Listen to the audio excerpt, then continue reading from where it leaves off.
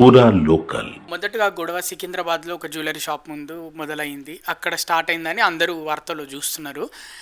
అసలు అది ఆ గొడవకి అంటే క్యాస్ట్ను దూషించిందని వార్తలు వచ్చినాయి. దానిపైన మీరు ఏం చెప్పాలనుకుంటున్నారు? సార్ ఒక మాట చెప్పాలన్నా, ఆడ ఎవ్వరు దీంట్లో మనం ఎంతమంది మాట్లాడుతున్నాము అక్కడ ఎవ్వరు లేరు.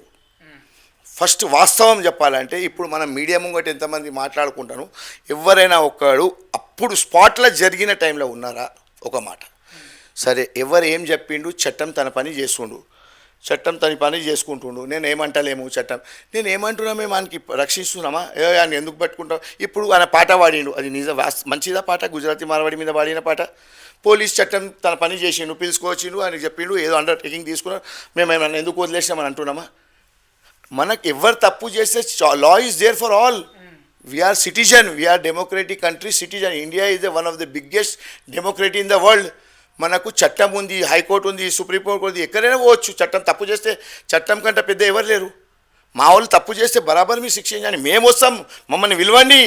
మీరు ఏం చేయకండి సార్, మీ చూడు మీరు అంటున్నారు కదా ఇట్లా తప్పు చేసిన అంటే మీ ముంగటనే మా చెప్పులతో కొడతాం.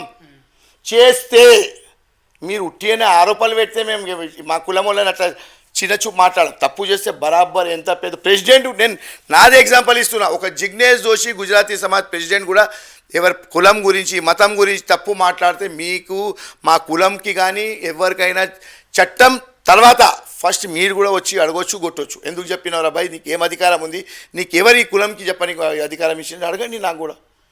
సరే, ఇక ఫైనల్గా మీరు ఏం చెప్పాలనుకుంటున్నారు? ఎవరైతే మార్వాడీస్ గో బ్యాక్ అంటున్నారో వాళ్ళకి ఏం చెప్పాలనుకుంటున్నారు? మార్వాడి గో బ్యాక్ వాళ్ళకి ఒకటే చెప్తున్నా, భయ్యా మీకు దండం పెడుతున్నా, మీరు ఎన్ని చేసుకుంటే కూడా ఖాళీ ఎవరు మార్వాడి గో బ్యాక్ చెప్తున్నా వాళ్ళకే చెప్తున్నా. మళ్ళీ ఇది డైవర్ట్ చేయవద్దు. మేము గుజరాతీ మార్వాడి ఎవరితో కొట్లాడేది లేదు. ఇది ఎవరు అమ్మ అయ్యా జాగీర్ లేదు, తెలంగాణ అందరిది. మేము కూడా అంతే కష్టపడ్డాము.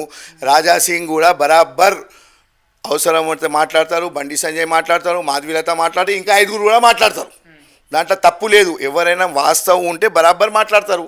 ఇప్పుడు గుడిల గురించి పోతే మాట్లాడతలేరా? మన 12 నంబర్ రోడ్ మీద గుడి గురించి అందరూ మాట్లాడలే. అరే ఇది డెమోక్రసీ బై, ఎవరైనా మాట్లాడతారు. తప్పు మాట్లాడితే మీరు అడగండి. నిన్న నేను ఒక మాట చెప్తే తెలంగాణ అరే బై, నేను ఏమంటున్నా అంటే నేనే చిన్నప్పటి నుంచి చూస్తున్నాము. ఇప్పుడు 2000 సంపాదించాడు, 4000 సంపాదిస్తే ఇక్కడ సంప్రదాయం అట్లా ఉంది. నేను కూడా born and brought up in Telangana.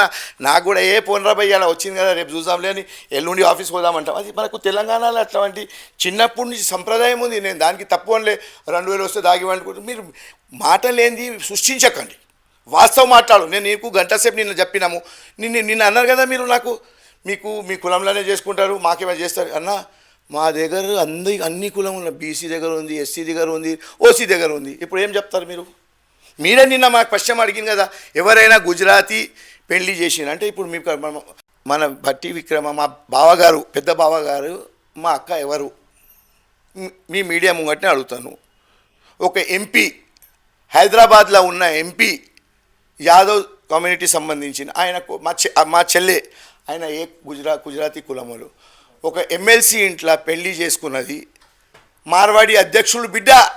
మీరు చూడండి, నేనేమంటున్నా, మార్వాడి అధ్యక్షులు బిడ్డ చేసిన పెళ్ళి. ఓకే, మరి 22వ తారీఖు, ఇప్పుడు వచ్చే 22వ తారీఖు బంద్, తెలంగాణ వ్యాప్తంగా మార్వాడి గో బ్యాక్ అంటూ బంద్ చేపడతామని ఎవరైతే మార్వాడి గో బ్యాక్ అంటున్నారో వాళ్ళు చెప్తున్నారు. ఎవరైనా చెప్తే మేము వినేది లేదు. ప్రభుత్వం ఏం చెప్తాం అదే వింటాం. ఎందుకంటే మేము ఉండేది తెలంగాణలో, మేము గుజరాత్లో ఉంటలేము. గుజరాత్లో ఎన్ని చెప్తాం మేము. మాకు గుజరాత్లో కూడా రాత్రి మేము ఇవన్నీ మెసేజ్ ఇచ్చాము. వాళ్ళు ఏమన్నారు, మీ తెలంగాణది కదా, అక్కడనే మనం పుట్టిన పెరిగినాం, ఆడ వరకునే ఖతం చేసుకుంటే మంచిది, ఎందుకు దీనికి లాగాలి అని చెప్పి నచ్చ చెప్పిండు.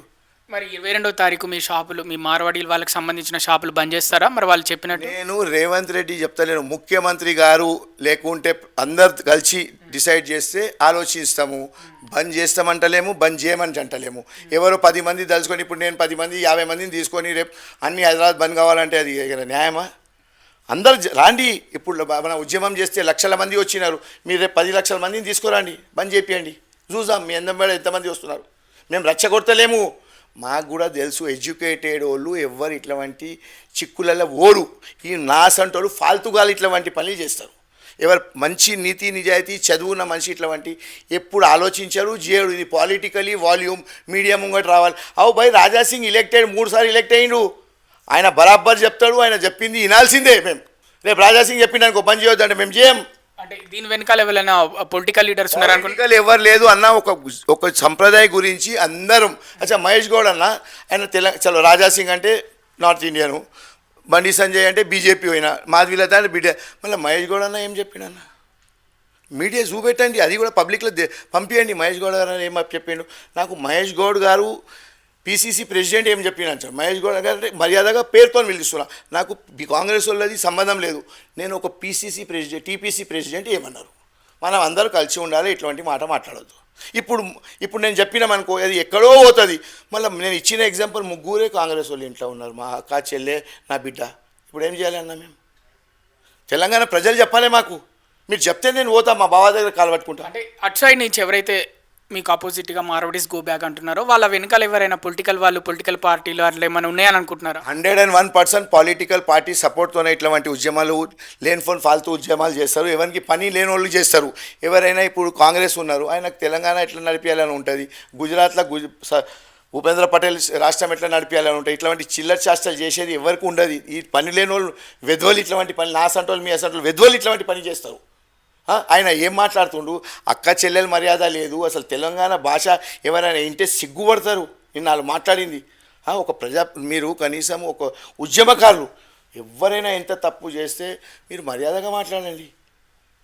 మీరు ముఖ్యమంత్రి ఏంద్రా యాక్సిడెంటల్ అయిపోయినావు, ఎన్ని రోజులు ఉంటావు ఇట్లా, నీ పని అయిపోయిందిరా అంటే నీ పని కాదా? నా పని కాదా?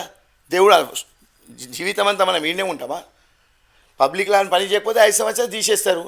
రేపు నేను కూడా మా కులంలో మంచి పని చేయకపోతే 18 సంవత్సరాలు యునానిమస్ ఎలెక్ట్ చేస్తారు. రేపు తప్పు చేస్తే నాకు కూడా లాదగొట్టి ఇలా కొడతారు కులములు. కులంలోనే బర్దాష్ చేయనప్పుడు రాష్ట్రంలో ఎట్లా బర్దాష్ చేస్తారు? తప్పు చేస్తే అందరు చెప్తారు. సో ఫైనల్గా మార్వాడీస్ గో బ్యాక్ అనే విషయంలో మీరైతే వెనక్కి తగ్గమంటున్నారు అంతే? అదే లేదు, నేను మళ్ళీ ఒక్కసారి చెప్తున్నా, మేము రచ్చగొట్టలేము, దండం పెట్టి చెప్తున్నాము. మాకు ఎట్లాంటి గొడవలు అవసరం లేదు. మేము అందరితోని కలిసిమలిసి ఉండాలే ఉద్దేశం ఉంది. మాకు మాత్రం ఎవరైనా రచ్చగొట్టిననుకో ఏడంటే ఆడ వరకు గుజరాతీ మార్వాడీ సమాజు, ఇంకా మా ఎంబడి అన్ని నార్త్ ఇండియన్ సమాజ్ కూడా వస్తున్నాయి. ఇలా గుజరాతీ మార్వాడీకి చెప్తారు, రేపు యూపీఓని చెప్తారు, బీహార్లో చెప్తారు. మొన్న మహారాష్ట్రలో చెప్పిండు రాజ్ ఠాక్రే. ఇలా ఏముంది గతి? ఇలా భూస్థాపితం అయిపోయింది. ఇదే తప్పు చేస్తే మన తెలంగాణలో కూడా ఏదైతే మనం దండం పెడుతున్నాము.